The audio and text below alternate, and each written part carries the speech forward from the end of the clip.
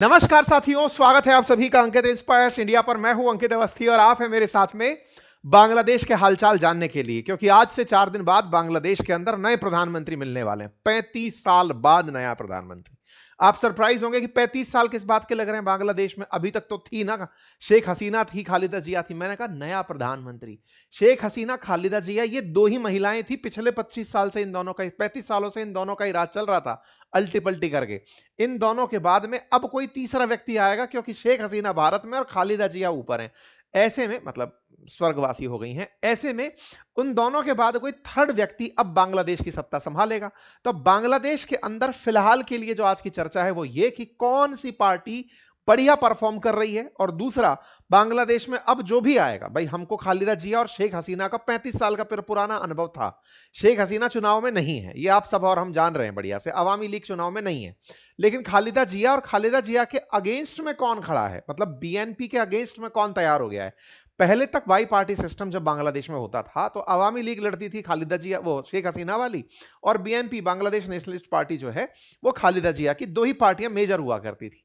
लेकिन शेख हसीना को भगा करके बीएनपी वालों ने क्या पाया, खुद ही संकट में तो नहीं आ गए कहीं? क्यों? क्योंकि इस बार अपोजिशन में बीएनपी के अगेंस्ट कौन खड़ा हो गया है, तो वो है जमात। जमात जो है कट्टरपंथी, कट्टरपंथी जो पाकिस्तान प्रमोटेड है, वो जो कि बांग्लादेश को चाहता है कि पाकिस्तान के साथ मिला लिया जाए, वैसी थॉट प्रोसेस वाला देश, जो कि एकदम इस्लामिक कट्टरपंथ और हिंदुओं के खिलाफ नफरती बयान देने वाला जमात है। तो एक तरफ बीएनपी और एक तरफ जमात, इन दोनों में से बस ये है कि दो बुरे लोग हैं। उनमें से ज्यादा बुरा कौन, इसकी लड़ाई चल रही है। भारत के लिए दोनों ही ठीक नहीं है, तो इनमें से यह है कि कम बुरा और एक बहुत बुरा, इस तरह का चुनाव होने जा रहा है। तो भारत क्या अपने हितों का अपने पड़ोस में कुछ भी संरक्षण कर पाएगा? आप कहेंगे क्या चुनाव प्रभावित करने की बात कर रहे हैं? हम इसलिए कर रहे हैं क्योंकि पिछले चुनावों को बांग्लादेश ने यही कहते हुए शेख हसीना के खिलाफ माहौल बना था बांग्लादेश में कि भारत ने शेख हसीना को इलेक्शन जितवाया है, भारत शेख हसीना को प्रमोट करते हुए आगे लेकर आया है। तो जब भाई किसी देश के प्रधानमंत्री को भारत बना सकता है पड़ोस की पड़ोस में, तो क्या इस बार यहां के चुनावों को प्रभावित कर सकता है? क्योंकि शेख हसीना तो यहां से पिछले साल, मतलब अब तो 1.5 साल से ऊपर हो गया, वो निकल करके यहां आ गई थी, सत्ता परिवर्तन हो गया था, और सत्ता परिवर्तन के बाद 18 महीने से मोहम्मद यूनुस बिना चुनाव जीते सत्ता चला रहे थे। फिलहाल के लिए आज के सेशन में हम चर्चा करेंगे कि कैसे यहां पर दो मेजर पार्टी बनकर इलेक्शन में है, और उन छात्रों की पार्टी का क्या हुआ जिन्होंने शेख हसीना को उखाड़ फेंका हो, वो खुद कहां खड़े हैं? क्या वो कोई बड़ी पार्टी बना पाए? और तो और, क्या वो सभी सीटों पर चुनाव लड़ पा रहे हैं? आप ज्यादा इंतजार मत करिए, पहले ही जान लीजिए 10% सीटों पर भी चुनाव नहीं लड़ पा रहे हैं वो लोग। मतलब छात्र राजनीति के नाम पर शुरुआत करके देश को बदलने निकले जो यहां के लीडर्स थे, जिन्होंने एनसीपी पार्टी बना ली थी, उन छात्रों ने क्या कुछ किया? तो जवाब है नहीं साहब, 30 सीटों के साथ चुनाव लड़ रहे हैं। इसका मतलब 300 सीट वाले बांग्लादेश में उनका महज 10% रोल है। लेकिन शेख हसीना को उन्होंने पूरे देश दुनिया के अंदर बदनाम कर दिया, सत्ता से निकाल दिया, और बेचारी आवामी लीग चुनाव में ही नहीं है। खैर, आइए एक एक करके देखते हैं और सारा की सारा भारत के साथ इस कैलकुलेशन को समझते हैं। तो बांग्लादेश में 12 तारीख के दिन संसदीय चुनाव होने जा रहे हैं। खालिदा जिया और शेख हसीना आएंगे। 35 साल बाद देश को नया प्रधानमंत्री मिलेगा, क्योंकि 1991 से 2024 तक यहां पर शेख हसीना या खालिदा जिया बदल बदल के चल रहे थे। तो सबसे पहले तो हमारे और आपके लिए ना एक जानने का विषय ये बहुत ज्यादा जरूरी है कि हमारे लिए तो चलो हमारा पड़ोसी है, नॉर्थ ईस्ट का कॉर्नर पर बैठा हुआ है, ऐसे में हमारे लिए तो ये महत्वपूर्ण देश है। दुनिया के लिए महत्वपूर्ण क्यों है? क्यों इसके प्रति चाइना इंपॉर्टेंट है? चाइना इसके अंदर इतना इंटरेस्ट क्यों लेता है? पाकिस्तान क्यों इतना इंटरेस्ट लेता है? क्या केवल भारत ही एक कारण है या कोई और भी बड़ा कारण है? तो देखिए, पहले ना आप इसकी ज्योग्राफी को थोड़ा सा समझ लीजिए। बांग्लादेश है बंगाल की खाड़ी के अंदर, हम तो खैर पूरे के पूरे इंडियन ओशन में ही पसरे हुए हैं। लेकिन बांग्लादेश क्या है कि भारत को कोई देश भले ही अपने पक्ष में ना कर पाए, लेकिन बांग्लादेश जैसे छोटे देशों को, जैसे अमेरिका ने लगभग इसको अपनी मतलब पुपड़ी बना रखा है कि हाँ ठीक है, जैसा तुम हम कहेंगे वही से तुम करोगे। तो ऐसे में इन छोटे देशों को इनकी नीतियों के साथ हिला डुला करके इंप्रेस किया जा सकता है, अपने साथ मतलब बहा के ले जाया जा सकता है। तो बांग्लादेश जो है ना, वो असल में बंगाल की खाड़ी के अंदर जो बहुत ही क्रिटिकल स्ट्रेट ऑफ मलक्का है, वो जल संधि जो कि इंडियन ओशन को पैसिफिक ओशन से या इंडियन ओशन को साउथ चाइना सी से जोड़ती है, उस स्ट्रेट ऑफ मलक्का में बैठ करके बांग्लादेश बड़ा डिसीजन ले सकता है। मतलब आप समझिए, यहां पर ना लगभग 1.5 नॉटिकल माइल चौड़ा एक रास्ता है समुद्र का, जिसे स्ट्रेट ऑफ मलक्का कहते हैं। वहां से $1 ट्रिलियन से ज्यादा का सामान चाइना के लिए या फिर इन आसियान कंट्रीज के लिए होकर निकलता है। $1 ट्रिलियन, लगभग 60,000 से 90,000 औसत है ये। मतलब जैसे कोविड के टाइम पे 60,000 थे, इन दिनों 90,000 के आसपास नंबर कोटेड किए जाते हैं। जहाज यहां से निकलते हैं, कितना 1.5 नॉटिकल माइल चौड़ा रास्ता है, इसलिए स्ट्रेट कहा गया है इसे, स्टेट ऑफ मलक्का। तो स्टेट ऑफ मलक्का के बारे में बोलते हैं, ये वो नस है जिससे कि साउथ चाइना सी को इंडियन ओशन से रास्ता मिलता है। इंडियन ओशन खास क्यों है? क्योंकि पर्शियन गल्फ से यहां से होकर के सारा की सारा तेल निकले या अफ्रीका को जाने वाला सामान निकले, ये जाएगा यूं ही पाक। अगर चाइना जाना है तो उसका रास्ता यही है।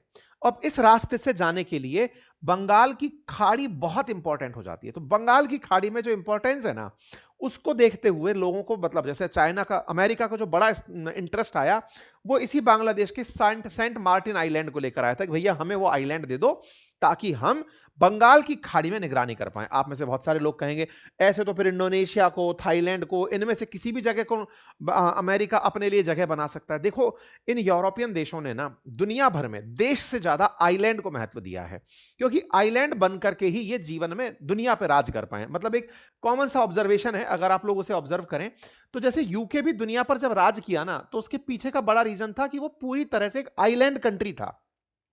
मतलब अपने चारों तरफ किसी से बॉर्डर शेयर ही नहीं करना। उसको तो गलती से आयरलैंड मिल गया, अदरवाइज वो पूरा यूके ही था। तो एकदम समुद्र के बीचों बीच पड़ा हुआ है, पानी की निगरानी की जा सकती है, ये अपने आप को ऐसे मानकर चलते हैं। आज अगर आप यूएस को भी देखें तो उसकी स्ट्रेटेजी क्या है? चार दोनों तरफ पानी है, ऊपर कनाडा के साथ मित्रता, मैक्सिको के साथ दीवार खींच दी। भाई साहब, हम तो पानी में आइसोलेटेड हैं। पड़ोस में इनको बिल्कुल व्यवधान नहीं चाहिए होता। ये इनकी मानसिकता है कि जितना ज्यादा आइसोलेटेड रहोगे, पानी से घिरे रहोगे, सेफ रहोगे, नेवल पावर को बनाना आसान है, बॉर्डर पर निगरानी मुश्किल है। ये इनका थॉट प्रोसेस है। आज अमेरिका जो अपने आप को देखता है ना, मैं पूरा नदर्न हेमिस्फीयर अपना मानता हूं, रीजन है वो कहता है जहां तक जमीन है वो मेरी है, क्योंकि मुझको पड़ोसी नहीं चाहिए। तो इस प्रकार से इन लोगों की सोच है। एनीवे, तो ये ओशियन के अंदर हमेशा, चाहे आप चागोस आइलैंड को उठा लो, मालदीव्स, मॉरिशस, ये तो खुद कहते हैं हमारे यहां जगह ले लो साहब, लेकिन नहीं नहीं, सब चागोस आइलैंड चाहिए हमें। ये आइलैंड पर फोकस करने वाले हैं। तो भारत ना इस जगह पर एक बहुत स्ट्रेटेजिकल आइलैंड रखता है, अंडमान निकोबार, आपको मालूम होगा। और भारत उसको ग्रेट निकोबार परियोजना की तरह डेवलप करना चाह रहा है। मतलब भारत की जो लोकेशन है इस बंगाल की खाड़ी में, वो सबसे खास लोकेशंस में है, जिसको हम लोग बंगाल की खाड़ी के अंदर बहुत अच्छे से डेवलप करते हुए चलते हैं। खैर, तो कुल मिलाकर के ये जगह मैंने आपको इसलिए बताई कि इसका महत्व है, और बांग्लादेश से करीबी होने के कारण इस जगह को बांग्लादेश भी समझता है और दुनिया के देश भी समझते हैं कि इसका सेंट मार्टिन आइलैंड लेके यहां पर कुछ निशाने साधे जा सकते हैं। लेकिन ये इनडायरेक्ट रिलेशन हुआ। बंगाल की खाड़ी में इन लोगों को जगह चाहिए, कई कारण है, चाहे म्यांमार को हैंडल करना हो, इन फ्यूचर भारत को भी अगर भविष्य में चुनौती के रूप में देखे अमेरिका, तो फिर भारत को चैलेंज करने के लिए भी उसके पास आइलैंड होना जरूरी है। खैर, फिलहाल के लिए अब दूसरा बड़ा सवाल निकल कर आता है कि साहब, जब इतनी ही चीजें यहां से होकर जाती हैं, तो इस जगह पर दुनिया भर के लिए इंपॉर्टेंट जो ये रूट है, भारत का काउंटर क्या है? भारत का काउंटर है कि भारत ने खुद को पूरी तरह से इस क्षेत्र में मजबूत किया हुआ है। अंडमान निकोबार को लेकर के हम ग्रेट निकोबार प्रोजेक्ट लेकर चल रहे हैं। इसी कारण से अमेरिका बांग्लादेश को लपेटे चल रहा है कि भारत का अगर इंडियन ओशन में इतना ज्यादा सिक्का बुलंद हो गया, तो फिर कहीं ऐसा ना हो कि वर्ल्ड पावर बनने के चलते हम इंडियन ओशन में अपनी पकड़ खो दें। आज अमेरिका पैसिफिक ओशन और अटलांटिक ओशन में अपनी जबरी पकड़ रखता है। मतलब पैसिफिक ओशन पर अब चाइना और अमेरिका का ही राज चलता है ना। ऐसे ही अटलांटिक ओशन में पूरी तरह से अमेरिका का राज चल रहा है। इंडियन ओशन, जो कि थर्ड लार्जेस्ट ओशन के रूप में, मतलब थर्ड लार्जेस्ट स्ट्रेटेजिक रूप से अगर ओशन कहा जाए, तो उसमें अमेरिका का अभी कोई सिग्निफिकेंस है नहीं। सिग्निफिकेंस नहीं है उसी को बरकरार रखने के लिए, जबकि ट्रेड बहुत ज्यादा चलता है। उसी को दिमाग में रखते हुए अमेरिका यहां पर अपना दिमाग लगाए फिर रहा है। यह सेंट मार्टिन की कहानी हमने कई बार आपको सुना दी। बांग्लादेश के दक्षिण में सेंट मार्टिन आइलैंड, जिसको ना देने के चलते शेख हसीना को हटना पड़ा, सत्ता परिवर्तित हुई, यहां से उनको फरार होकर के भारत में शरण लेनी पड़ी। यहां से बच करके निकली और भारत में आई, और तब से लेके बांग्लादेश भारत के खिलाफ हो रखा है। चलिए, लेकिन अब बांग्लादेश में जब से मोहम्मद यूनुस बैठे, मोहम्मद यूनुस जिनको बिठाया गया, ये अमेरिका के बिठाए हुए नुमाइंदे थे। आप और हम खूब अच्छे से इनके बारे में जानते आए। लेकिन इन्होंने अपनी पूरी विदेश नीति को भारत के खिलाफ मोड़ दिया। क्यों? बोले शेख हसीना आप लोगों ने बिठाई थी, शेख हसीना के खिलाफ हमारा प्रोटेस्ट था, बचा के भी आप ही लोग ले गए। यानी बांग्लादेश को आपने अपना स्लेव की तरह से ट्रीट किया, आपने उसको अपनी टेरिटरी की तरह से ट्रीट किया, इसलिए हम आपके खिलाफत करते हैं। तो इनके यहां पर जो असली खिलाफत रही, वो भारत की खिलाफत रही। चलिए, अब लेकिन खिलाफत में कौन ज्यादा खिलाफ होगा, इसका चुनाव होने जा रहा है, क्योंकि शेख हसीना हट गई। जो शेख हसीना की पार्टी थी आवामी लीग, उसको बैन कर दिया। तो अब यहां पर जब चुनाव हो रहा है, तो चुनाव इस बात का हो रहा है कि अब आफ्टर शेख हसीना कौन, तो अब शेख हसीना के बाद में कौन, इसका निर्धारण होने जा रहा है 12 तारीख को। 12 तारीख को यहां पर 350 सीटों की इनकी संसद है, उसका इलेक्शन है।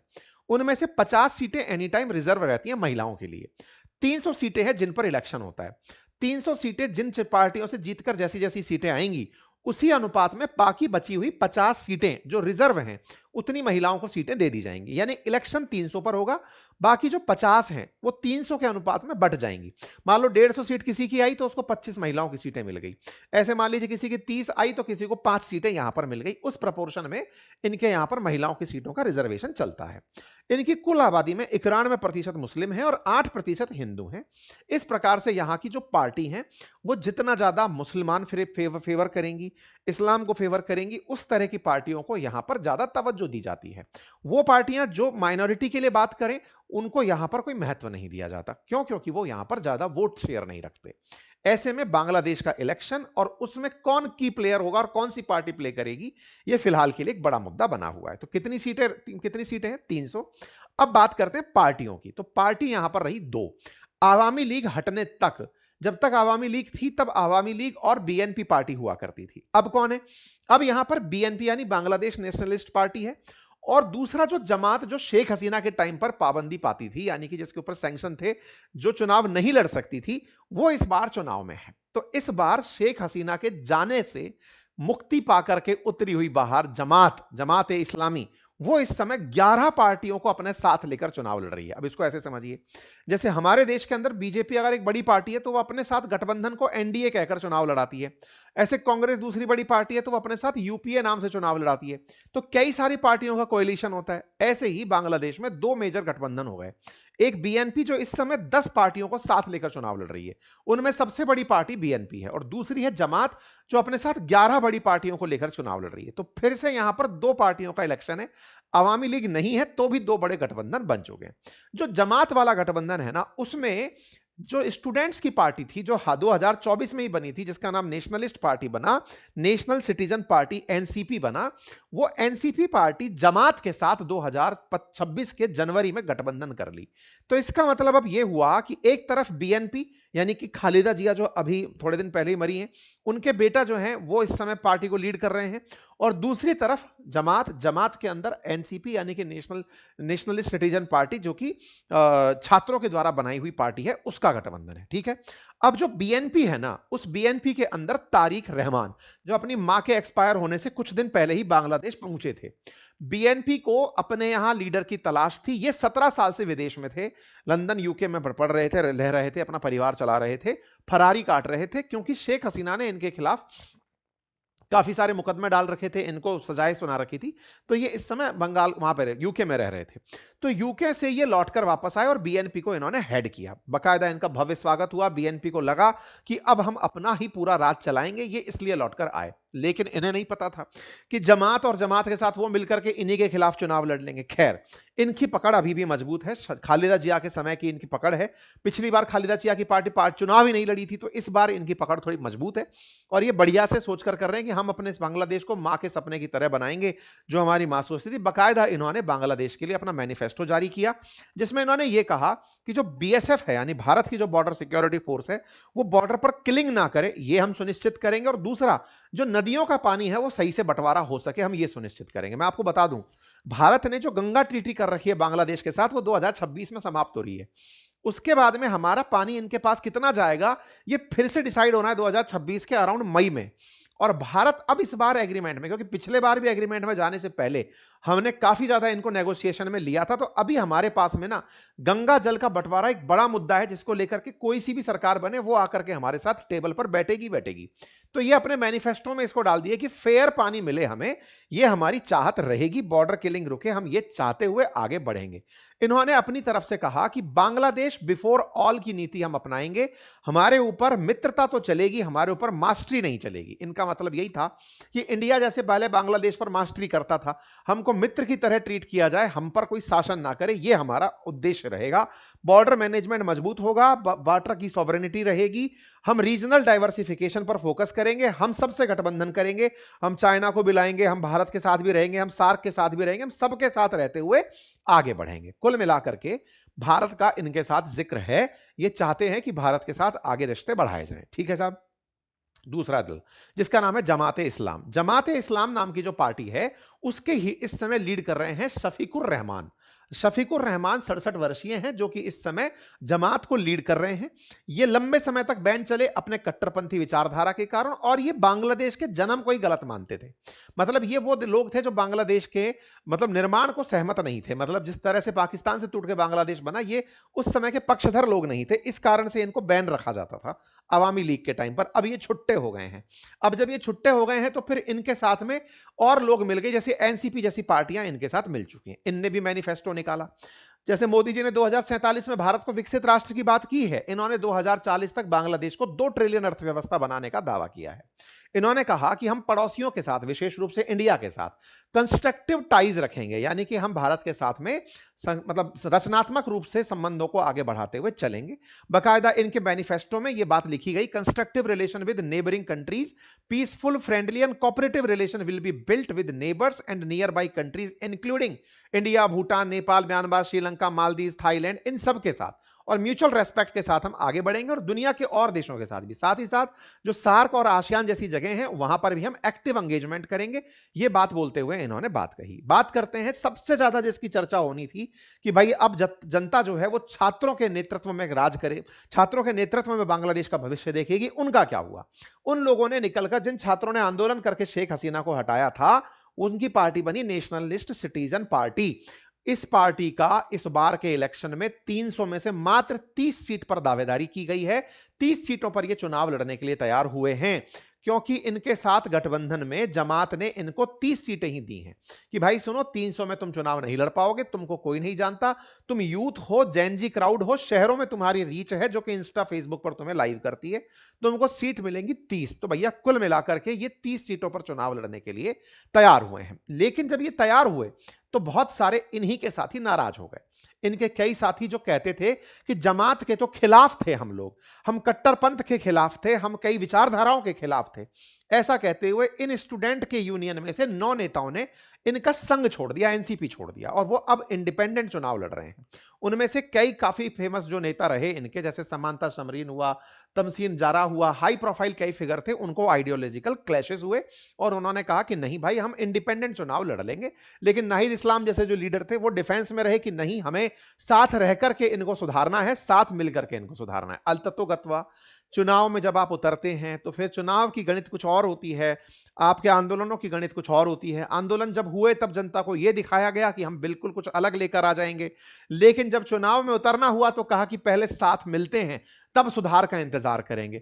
कुल मिलाकर के फिर से कोई नई आवामी पार्टी सी बन जाएगी इन लोगों के लिए, लेकिन ठीक है, इनको नई पॉलिटिक्स करनी थी और ये बांग्लादेश के लोगों को समझ में आ जाएगा कि इन्होंने छात्रों के नेतृत्व में परिवर्तन भले ही देखा हो, फैक्ट्रियां भले ही बंद हो गई हो, बेइज्जती भले ही हो गई हो, नया कुछ नहीं मिला। खैर, फिलहाल के लिए बांग्लादेश में अब जब चुनाव होने जा रहे हैं तो भारत के लिए बांग्लादेश महत्वपूर्ण हो जाता है, क्योंकि अल्टीमेटली पड़ोसी है। पड़ोसी के पास में अगर चीन की करीबी हो या पाकिस्तान की करीबी हो, हमारे लिए वो ठीक नहीं है, क्योंकि पाकिस्तान अब इनके साथ में सामान भी आदान प्रदान करने लगा है, जहाज भी इनके, हवाई जहाज भी एक दूसरे के बीच में उड़ने करने लगे हैं, उनकी तस्वीरें भी अब चलने लगी हैं, डायरेक्ट फ्लाइट उड़ने लग गई है पाकिस्तान बांग्लादेश के बीच में।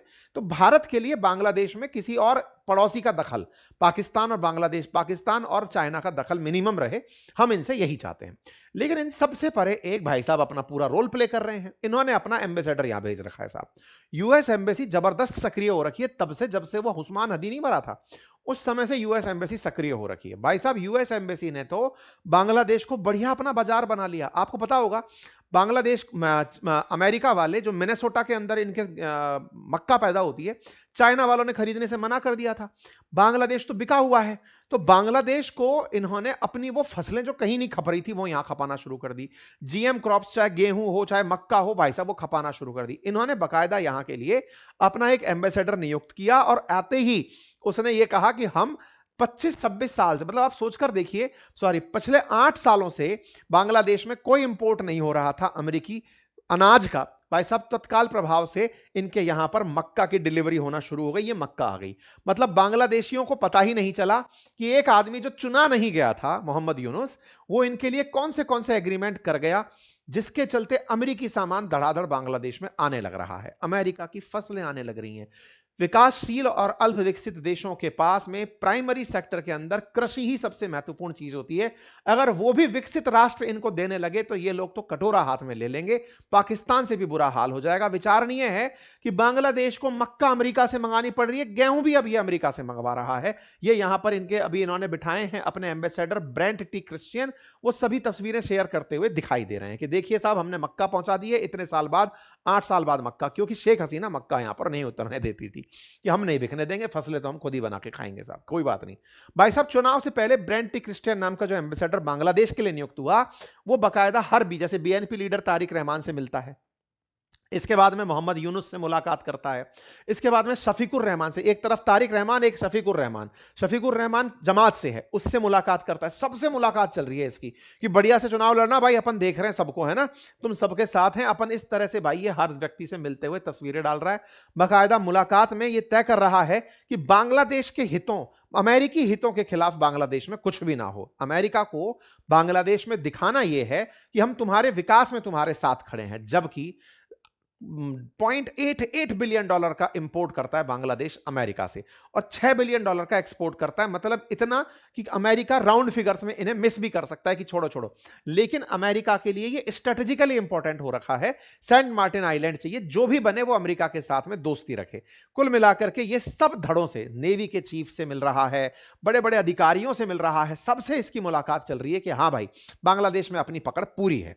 बांग्लादेश के अंदर ट्रेड के नाम पर भारत सबसे बड़ा ट्रेडिंग पार्टनर में से एक है। अगर हम बांग्लादेश के ट्रेड की बात करें तो बांग्लादेश एक्सपोर्ट करता है $6 बिलियन का यूएस से, और हाईएस्ट इंपोर्ट करता है चाइना से $14 बिलियन का, सेकंड इंपोर्ट करता है भारत से लगभग $5-6 बिलियन के आसपास का। ठीक है, तो भारत के साथ इसका जो व्यापार रहा है चाइना का, बांग्लादेश का, उसमें ये ट्रेड डेफिसिट में रहता है, मतलब भारत से माल मंगा करके घाटे में रहता है। लेकिन बांग्लादेश ओवरऑल दुनिया को कपड़ों के सेक्टर में लार्जेस्ट एक्सपोर्टर बनकर बैठा रहा है, रेडीमेड कपड़ों के लिए।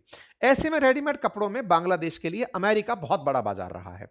यूरोपियन यूनियन का जो बाजार था वो तो भारत ने हाल ही में चैलेंज कर दिया है, लेकिन जो ट्रेड डील भारत और अमेरिका की हुई है उससे इनका वो अमेरिकी बाजार भी छिनता हुआ दिख रहा है। इसके चलते अमेरिका से इनकी फिर से डील चल रही है। ये जो मोहम्मद यूनुस है ये अमेरिका के साथ कोई सीक्रेट डील करने लग रहा है। इलेक्शन से 3 दिन पहले सीक्रेट डील की न्यूज ने माहौल गरमा दिया है कि भाई ऐसा क्या है कि पहले ये व्यक्ति 50% टैरिफ से 20% टैरिफ तक के लिए अमेरिका को मनवा कर लाया, अब फिर से ये कौन सी सीक्रेट डील कर रहा है, और डील में सीक्रेट शब्द क्यों यूज किया जा रहा है कि ये बताना नहीं है किसी को कि हम बदले में क्या करेंगे। तो ऐसे में बांग्लादेशियों को अपने आप को अब ये समझना होगा कि उनके साथ खेला तो नहीं हो रहा है, कहीं ऐसा तो नहीं है कि इनके यहां पर गेहूं को, मक्का को, जीएम क्रॉप्स को आने दो, बांग्लादेश को उनके लिए केवल एक आइलैंड बनाकर छोड़ दो कि इनके काम का, अमेरिका के काम का ये जगह बनकर रह जाए। बांग्लादेशियों को वाकई में अगर समझ रहेगी तो वो एक दिन मोहम्मद यूनुस जैसों को कोसेंगे बाद में कि उन्होंने उसके साथ क्या बिगाड़ा किया। लेकिन फिलहाल अमेरिका अपने हितों का यहां पर ख्याल रख गया है, लेकिन अमेरिका समझदार है कि कहीं ऐसा ना हो कि भारत भड़बड़ा दे।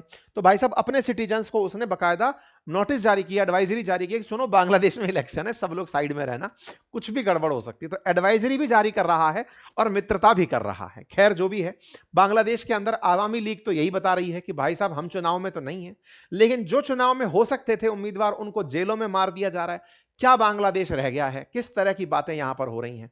कुल मिलाकर बांग्लादेश में जी इलेक्शन है, जो भी होगा आपके सामने आ जाएगा। अवामी लीग यहां पर है नहीं, भारत को यहां पर एक बार फिर से एक तरह से कहा जाए तो दर्शक बन के बुलाया गया कि आओ साहब देख जाओ हमारा चुनाव कैसे चल रहा है। कुल मिलाकर बांग्लादेश में जो भी होगा 12 तारीख को, एक बुरा और एक ज्यादा बुरा, दो ऑप्शन हमारे पड़ोस में रहेंगे। लेकिन हाँ, कम से कम इलेक्टेड जनता रहेगी, इलेक्टेड लोग रहेंगे, तो उनके पास से भारत को भी नेगोशिएट करने की पावर बनी रहेगी। मोहम्मद यूनुस जो पपेट जैसे लोग हैं उनके साथ हम क्या ही बात कर सकते थे। खैर फिलहाल के लिए इतना ही, जैसे ही और कुछ अपडेट आते हैं आपके साथ साझा किया जाएगा। चैनल पर नए हैं तो सब्सक्राइब कर लीजिए। और हाँ, आज रविवार वार्ता है आप सभी के साथ में, हम जिस तरह से करते हैं यूट्यूब पर आपके लाइव कमेंट्स लिए जाते हैं और आपसे बातचीत होती है, तो जुड़िए। अभी थोड़ी ही देर में इस सेशन के जाने के बाद ही आपके साथ अंकित इंस्पायर इंडिया के लाइव सेक्शन में आपसे आपके सवाल और हमारे जवाब एक सत्र रखा गया है, जल्दी से जाकर उसे ज्वाइन कर लीजिए। बाकी हमारी किताबें उपलब्ध हैं, आप उन्हें यूट्यूब स्टोर से ले सकते हैं। चैनल को सब्सक्राइब कर लीजिए। बाकी एक बहुत ही बेहतरीन कोर्स मैं आप लोगों के लिए प्लान कर रहा हूं, क्योंकि बहुत सारे साथी, क्योंकि मैंने हाल ही के समय में काफ़ी कुछ फाइनेंस के सेक्टर में खुद से भी एग्जाम्स वगैरह क्वालिफाई किए। मैं हाल ही में म्यूचुअल फंड्स के लिए जो एग्जाम होता है NISM 5A का, रिसर्च एनालिस्ट का, इन एग्जाम्स को पास किया हुआ हूं। तो मुझे बहुत सारे क्षेत्र स्टूडेंट्स, क्योंकि मैं स्टॉक्स के लिए पढ़ा रहा था, म्यूचुअल फंड्स के लिए काफ़ी दिनों से क्लासेस ले रहा था, तो बहुत से विद्यार्थियों की मांग थी कि आप हम लोगों के लिए कोई कोर्स लेकर आइए जो म्यूचुअल फंड्स के डिस्ट्रीब्यूटर बनने में महत्वपूर्ण हो, किस तरह से एडवाइजर बन सकते हैं लोग म्यूचुअल फंड्स के, उनके लिए। तो मैं एक जल्दी ही बहुत अच्छा कोर्स प्लान कर रहा हूं, आप लोगों के बीच में जल्दी ही जानकारी होगी। बाकी आपके लिए जो भी बेहतरीन हो वो आप बातें बाजार की एप्लीकेशन पर चेक करते रहें। Thank you so much.